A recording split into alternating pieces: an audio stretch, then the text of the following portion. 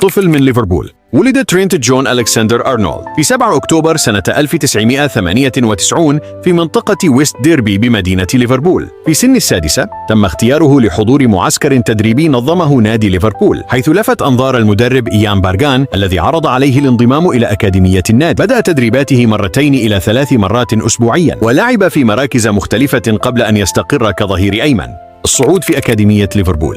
تدرب أرنولد في فريق الشباب، حيث قاد الفريق تحت 16 عاما تحت إشراف المدرب بيبين ليندرز. في سن 14 سنة انتقل إلى مدرسة راين هيل الثانوية المرتبطة بالنادي لتكثيف تدريباته. تحول من لاعب وسط إلى ظهير أيمن، مستفيدا من رؤيته وتمريراته الدقيقة.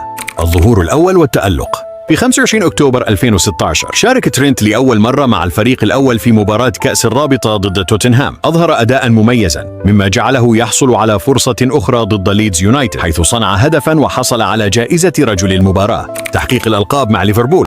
على مدار سنواته مع ليفربول شارك ترينت في 354 مباراة، سجل خلالها 23 هدفا وصنع 92 تمريرة حاسمة. ساهم في تحقيق العديد من الألقاب، منها دوري أبطال أوروبا عام 2019، الدوري الإنجليزي الممتاز سنة 2020 و2025، وكأس العالم للأندية سنة 2019، كأس الاتحاد الإنجليزي سنة 2022، وأيضا كأس الرابطة في نفس السنة. كما حصل على جوائز فردية مثل أفضل لاعب شاب في الدوري الإنجليزي سنة 2020، واختير للانضمام إلى فريق العام في الدوري الإنجليزي 3 مرات، وأيضا إلى فريق العام في دوري أبطال أوروبا مرتين.